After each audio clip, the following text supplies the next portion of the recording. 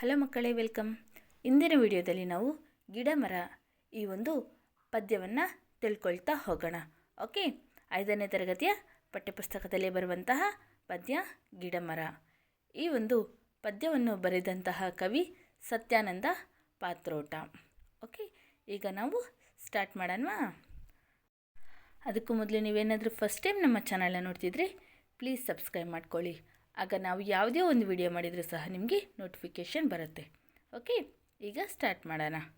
ಪದ್ಯವನ್ನು ನಾವು ಓದ್ತಾ ಹೋಗೋಣ, ನೀವು ಸಹ ಓದಿ. ಓಕೆ. ಬೊಡ್ಡೆ ಕರೆದು ಎಲೆ ಹಸಿರು ಹೂವು ನಾನಾ ಥರ ಥರ. ಮತ್ತೊಮ್ಮೆ ಹೇಳಿ. ಬೊಡ್ಡೆ ಕರಿದು ಎಲೆ ಹಸಿರು ಹೂವು ನಾನಾ ಥರ ಥರ.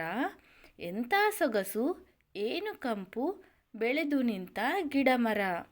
ಎಂಥ ಸೊಗಸು ಏನು ಕಂಪು ಬೆಳೆದು ನಿಂತ ಗಿಡ ಮರ. ಯಾರೇ ಬಂದು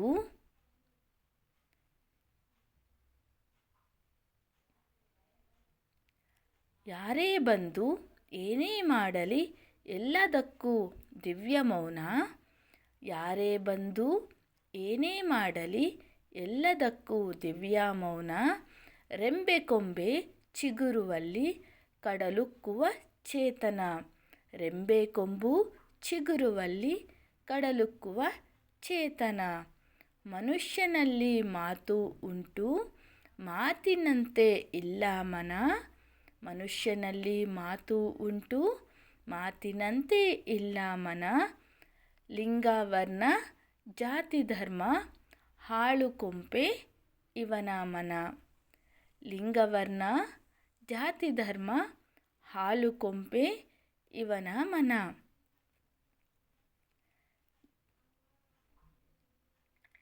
ಜಾತಿ ಗೀತಿ ಲಿಂಗ ಧರ್ಮ ಮೀರಿ ಬೆಳೆದ ಗಿಡ ಮರ.